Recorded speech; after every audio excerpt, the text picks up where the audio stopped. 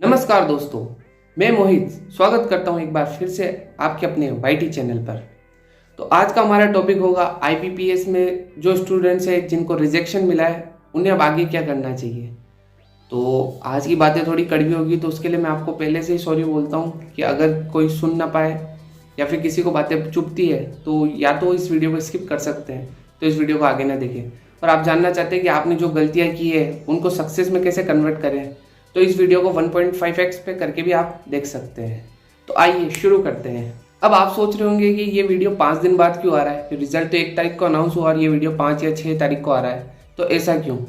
तो ये इसलिए क्योंकि अब ऑलमोस्ट ज़्यादातर यूट्यूबर्स शांत हो चुके होंगे। जो इसका आईबीपीएस रिजल्ट का हो हल्ला मचा हुआ था अब वो ख़त्म हो चुका है। तो अब आगे हमें क्या करना चाहिए, किस तरह आपकी रूपरेखा बनानी चाहिए। तो जिन स्टूडेंट्स का सिलेक्शन नहीं हुआ है, तो जो सीरियस थे तो वो तो वैसे भी अपना गम भूल नहीं सकते, पर जो सीरियस नहीं थे उनका तो कुछ कह ही नहीं सकते। तो जो सीरियस थे और फिर भी उनको रिजेक्शन मिला है तो उन्हें क्या करना चाहिए। तो मैं आपको एक छोटी सी बात बताता हूँ कि हमेशा एक वॉरियर की तरह आपको सोचना चाहिए। वॉरियर हमेशा अगर कोई बैटल जीतता है तो वो उसकी खुशी मनाए या ना मनाए, बट अगर जो उसकी नाकामयाबी होती है या जो उसका फेलियर होता है वो उस बात को हमेशा याद रखता है और उस बात के लिए वो केस स्टडी करता है, इंट्रोस्पेक्शन करता है कि कहाँ मेरी कमी रही, किस वजह से मैं हारा। तो आपको भी उस वॉरियर की तरह सोचना होगा कि आपकी कहाँ कमी रही, आपको उसको सुधारना होगा, उसको आगे बढ़ना होगा। मैं जानता हूँ सभी यूट्यूबर्स कहते हैं, बड़े बड़े जो है वो भी यही बात बोलते हैं कि हम आपके साथ हैं, हम आपका दुख समझते हैं, बट यकीन मानिए दोस्त, आपका दुख कोई भी नहीं समझेगा। इवन मैं खुद बोल रहा हूँ, मैं खुद भी नहीं समझ सकता, क्योंकि हर इंडिविजुअल की अपनी अपनी अलग अलग प्रॉब्लम्स होती है। कोई किस प्रॉब्लम से सफ़र कर रहा है, कोई किस प्रॉब्लम से सफ़र कर रहा है, तो कोई भी किसी के दुख में नहीं समझ सकता कि वो क्या फील कर रहा है। तो कोई भी किसी का दुख नहीं समझ सकता। ये सिर्फ सिंपैथी वाली बात है कि हाँ, हो सकता है कि हम आपके साथ हैं उस दुख में, आपकी कुछ हद तक हेल्प करें, हम जिस तरह से भी हेल्प कर सकते हैं हम वो कर सकते हैं। बट ये बात बिल्कुल गलत है कि वो आपका दुख समझते हैं, क्योंकि आपका दुख आपके और आपके माता पिता के अलावा कोई भी नहीं समझने वाला है, राइट। तो स्टार्ट करता हूँ मैं मेरी स्टोरी के साथ, क्योंकि सभी जानते हैं कि दुख कभी ख़त्म नहीं होता। वो वाला मीम आप सभी ने सुना ही होगा कि दुख काहे ख़त्म नहीं होता। तो उसी बात को मैं मानता हूँ कि दुख आपके साथ तब तक बना रहेगा जब तक आप जिंदा है, और सुख भी आपके साथ तब तक बना रहेगा जब तक आप जिंदा है। बस आपका सोचने का तरीका उस बात को डिसाइड करता है कि ये आपके लिए कैसा है। तो मैं मेरा एग्जांपल लेके चलता हूँ कि मेरा ये आईबीपीएस क्लर्क का 3rd अटेम्प्ट था। फर्स्ट अटेम्प्ट था मेरा, तो उसमें मेरा प्री निकला बट मेंस नहीं निकला। सेकंड था जिसमें मैं ओवर कॉन्फिडेंट था, तो मेरा उसमें प्री भी नहीं निकला। थर्ड था तो मैंने मेरी गलतियाँ देखी, उससे सीखा, जहाँ जहाँ इवेल्युएट करना था मैंने किया, तो उसके बाद मेरा प्री और मेंस निकला और अब मैं आपके सामने बैठा हूँ एडवाइस देने के लिए, राइट। तो अब मेरा आईबीपीएस पीओ तो रहा नहीं, क्योंकि वो 0.5 मार्क्स से मेरा रह गया। तो मुझे पता है कि हर महीने मुझे 15,000 का लॉस खाना पड़ेगा उस चक्कर में। तो कोई बात नहीं, ठीक है, भगवान की जैसी इच्छा थी। इसके पीछे भी मैं इसको पॉजिटिव ही लेके चलता हूँ कि हाँ, इसके पीछे भी ऊपर वाले ने कुछ अच्छा ही सोचा होगा, राइट। रिजल्ट पॉजिटिव आना आपको थोड़ा सा फाइनेंशियली हेल्प करेगा कि हाँ, अब आप एटलीस्ट एक जॉब कर रहे हैं जिसमें आपको डे टू डे काम करने जाना है, आपको थोड़ी बहुत सैलरी अर्न होगी, आप फाइनेंशियली स्ट्रॉन्ग हो पाएंगे। बट वही है, अपने बेटरमेंट के लिए कोई भी नहीं रुकता, सब अपना चाहते हैं कि और अच्छा हो सके और अच्छा हो सके, तो सब आगे बढ़ते रहते हैं। तो इसी बात को मैं बताता हूँ कि अभी जब हमारा रिजल्ट आया तो ऑब्वियसली सभी खुश थे, बट मेरी मम्मा ने मुझसे फिर भी एक सवाल किया कि बेटा ये इंडियन बैंक सरकारी है या प्राइवेट है। अब मुझे पता है आप लोग हंस रहे होंगे, क्योंकि हमारे एरिया में जो जहाँ मैं रहता हूँ वहाँ के लोकल एरिया में इंडियन बैंक नहीं है, राइट।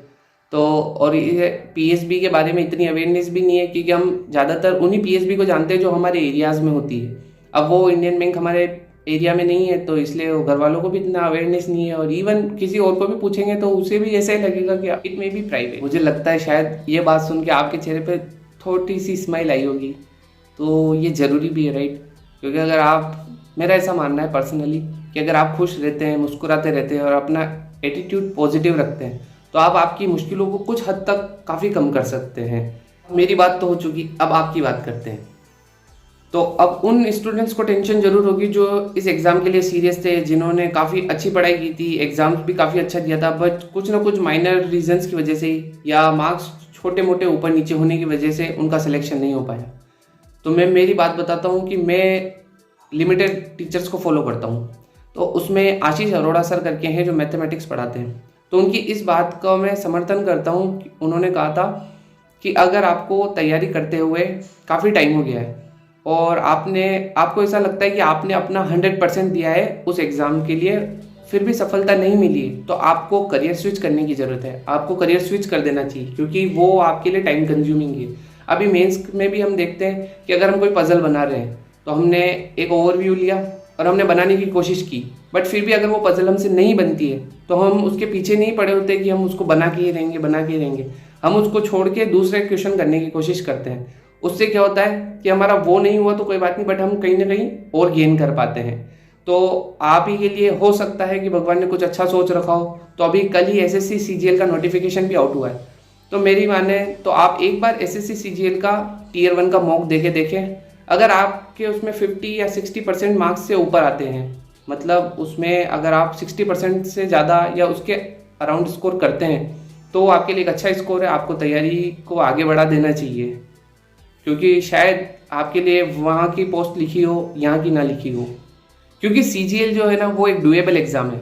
लिमिटेड रिसोर्सेज से क्वेश्चन पूछे जाते हैं, उसके लिए फिक्स बुक्स है, फिक्स पैटर्न्स है, वही क्वेश्चन पूछे जाते हैं। लोग पीवाईक्यूज भी करते हैं, हमारे में पीवाईक्यू आते भी नहीं है, और आते हैं तो मेमोरी बेस्ड आते हैं, और उसमें इवन पेपर्स मिलते हैं। तो बहुत बार तो टीसीएस सेम क्वेश्चंस भी पुट कर लेता है। तो आपको उसके लिए एक बार ज़रूर तैयारी करके देखनी चाहिए, अगर आपके मॉक में अच्छे नंबर आते हैं तो। और नहीं आते हैं, और फिर अगर आपको लगता है कि आपको इसी में मेहनत करने की ज़रूरत है, या आपको लगता है कि मैं थोड़ा और देकर थोड़ी और मेहनत करके और ज़्यादा अच्छा कर सकता हूँ, तो आप इसके साथ भी जा सकते हैं। अब उनके लिए जिन्होंने तैयारी की बट उनका लगता है कि वो थोड़े बहुत % मार्जिन से रह गए, मतलब उनकी मेहनत में भी उनको लगता है, खुद से लगता है कि हाँ कहीं ना कहीं कमी रह गई, तो दोस्त आरबीआई असिस्टेंट का कभी भी नोटिफिकेशन आने ही वाला होगा। तो आप तैयारी तो शुरू करें, क्योंकि सेम सिलेबस है, सेम पैटर्न है। हो सकता है आपकी बैंक में न लग के आरबीआई असिस्टेंट में जॉब लग जाए, तो उससे अच्छा तो कुछ हो ही नहीं सकता मेरे दोस्त। तो बस आप पढ़ाई करते रहिए और आगे बढ़ते रहिए, और जो भी मुझसे अगर हो पाएगा, जो मुझसे सलाह बनती है, जो भी मेरी एडवाइस होती है, अगर आपको अच्छी लगे तो आप ज़रूर फॉलो करना, नहीं लगे तो भी मुझे कमेंट बॉक्स में ज़रूर बताना कि आपको कैसा लगा। और जिन्हें लगता है, जिनकी मेहनत में कमी रह गई है, जिन्हें खुद से ही लगता है कि मैंने एग्ज़ाम दिया बट शायद मैं थोड़ा और भी अच्छा कर सकता था, तो उनके लिए दोस्त बात कड़वी है बट सच है कि आपको 8 से 10 घंटे बैठकर चिपक कर पढ़ना ही पड़ेगा। चाहे आप कुर्सी पे ग्लू लगाइए या आपके पजामे पर लोअर पे ग्लू लगाइए, बट आपको चिपक के बैठकर पढ़ना ही पड़ेगा। इसके अलावा और कोई ऑप्शन नहीं है। तो आप पढ़िए, प्लीज़ पढ़िए। और मैं आपको इस बात का दिलासा देता हूँ कि अगर आपने मेहनत करी 8 से 10 घंटे की जम के, अगर आपने खुद से ईमानदारी से मेहनत की है, तो आपका पॉजिटिव रिजल्ट आने से कोई भी नहीं रोक सकता दोस्त। सिर्फ 6 महीने की बात है। 6 महीने आप उस शेड्यूल को फॉलो करें जिसमें आप खुद के कंफर्ट जोन से बाहर निकल सकते हैं, तो आपके मॉक में, एग्जाम की तैयारी में है, दोनों में आपको फ़र्क नज़र आएगा। अगर आप चाहेंगे तो मैं मेरे शेड्यूल की भी वीडियो बना सकता हूँ कि मैंने किस तरह से पढ़ाई की, क्यों मेरा फर्स्ट अटेम्प्ट सेकंड अटेम्प्ट में ना होकर थर्ड अटेम्प्ट में हुआ, ऐसी मैंने क्या स्ट्रेटेजी इस बार रखी थी कि मेरा इस बार एग्ज़ाम क्लियर हुआ। हालांकि ये बात मैं बता सकता हूँ कि इस बार मैंने जो पहले के 2 अटेम्प्ट से उनसे कम पढ़ाई की थी, राइट। पहले मैं 8-8 10-10 घंटे पढ़ता था, बट इस बार मैंने 4 से 5 घंटे पढ़ाई की। बट मेरे कुछ माइन्यूट से फैक्ट थे जिनको मैंने चेंज किया, और उसका रिजल्ट मुझे इस बार के एग्जाम में दिखा है। अगर आप चाहते हैं मैं उस पर वीडियो बनाऊं तो मुझे कमेंट बॉक्स में ज़रूर बताइएगा, अगर आपको उस पर वीडियो चाहिए तो। और मेरे दोस्त, पढ़ाई करते रहिए। Thanks for watching, stay tune, stay blessed.